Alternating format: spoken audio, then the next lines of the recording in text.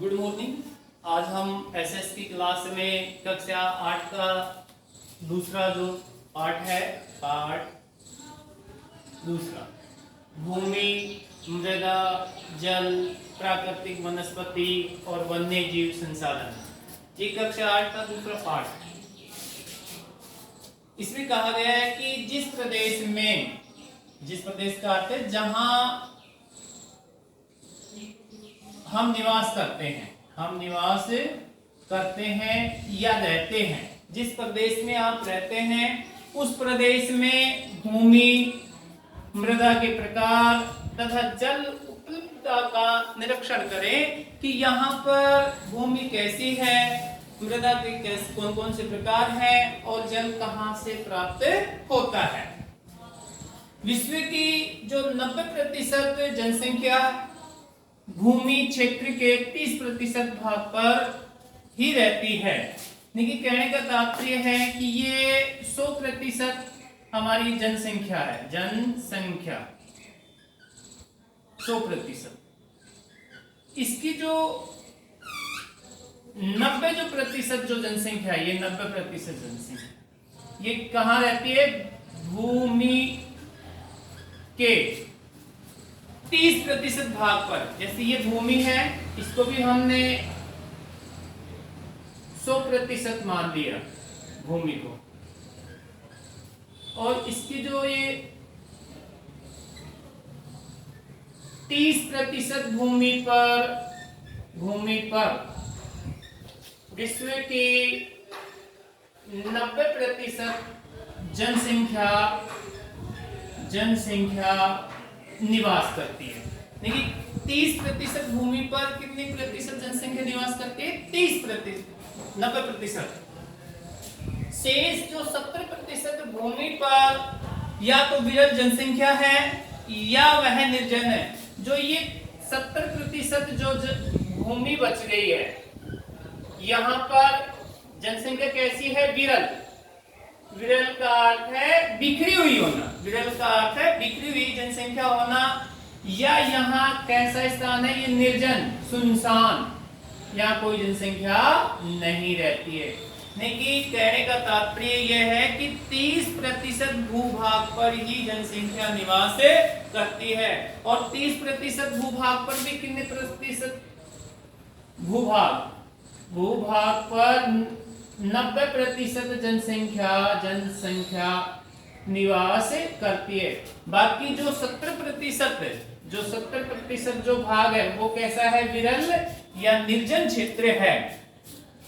अब भूमि को देखें हम, सभी महत्वपूर्ण जो संसाधन है उनमें भूमि भी शामिल है। जैसे महत्वपूर्ण संसाधनों में हम खनन देखें,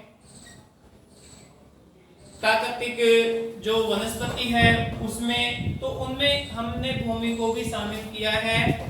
भूपृष्ठ के कुल क्षेत्रफल का लगभग 30% भाग भूमि है। लेकिन हमने जो पृथ्वी है, ये भूपृष्ठ है, उसको 100% माना है। तो इसका ये 30% भाग ही क्या है? स्थल भाग है, यानी कि भूमि है। बाकी जो 70% भूभाग है वो क्या है? जलीय, यहाँ पानी है। मुख्यतः भूमि और जलवायु के भिन्न लक्षणों के कारण विश्व के विभिन्न भागों में जनसंख्या का वितरण असमान है। लेकिन हमारे संसार की बात करें, पृथ्वी की बात करें, तो यहाँ जनसंख्या है असमान वितरण है। एक स्थान पर कहीं पर अधिक जनसंख्या है तो कहीं पर कम है। जैसे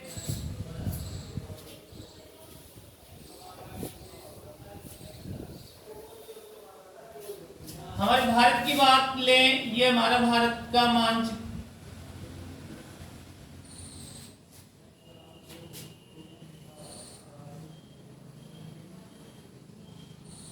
तो ये जो भाग है यहाँ जनसंख्या ज्यादा है, यहाँ जनसंख्या अधिक है। नहीं, कहने का तात्पर्य जन घनत्व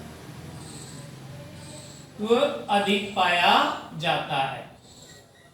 और जो ये भाग है, प्रायद्वीपीय कह सकते हैं, या समुद्र तटीय है, या मरुस्थलीय भाग है, या पहाड़ी क्षेत्र है, यहाँ पर जनसंख्या विरल पाई जाती है। जैसे उबड़ खाबड़ स्थल लाकृति पर जनसंख्या कम पाई जाएगी, पर्वतों के तीव्र ढाल पर भी जनसंख्या का निवास कम है, जलाक्रांत संभावित जो क्षेत्र है जैसे ये भाग जहाँ जल अधिक पाया जाता है वहां भी निम्न जनसंख्या पाई जाती है। मरुस्थलीय जो क्षेत्र है जैसे राजस्थान का थार का मरुस्थल, कौन सा?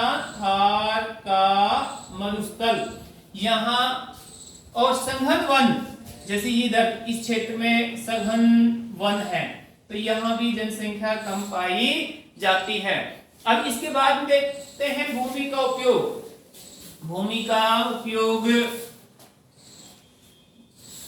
भूमि का उपयोग। अब भूमि का जो उपयोग है हम जैसे कृषि में करते हैं, कृषि कार्यों में, दूसरा है खनन कार्यों में, दूसरा किसमें करते हैं? खनन कार्यों में, तीसरा है वानिकी, वानिकी, चौथा है सड़कों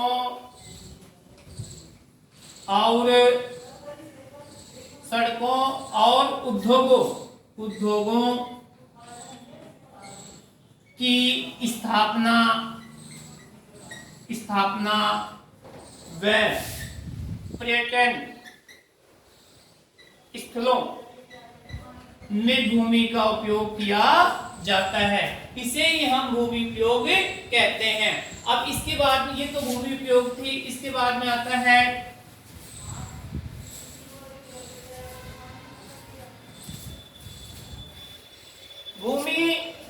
भूमि का उपयोग भौतिक कारकों द्वारा निर्धारित किया जाता है, यानी कि भूमि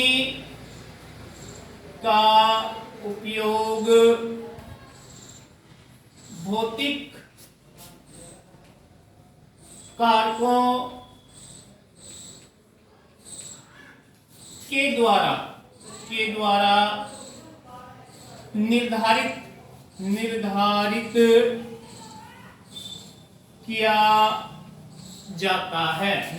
किया जाता है। अब भौतिक जो कारक हैं उनमें जैसे स्थलाकृति है, स्थलाकृति, दूसरी आती है मृदा, दूसरी क्या आती है? मृदा, यानी कि स्थल की जो आकृतियां जैसे पर्वत है, पठार है, मैदान है, ये स्थल की आकृतियां होती हैं। दूसरा आता है मृदा और तीसरा आता है जलवायु, जलवायु के आधार पर। चौथा आता है खनिज व जल।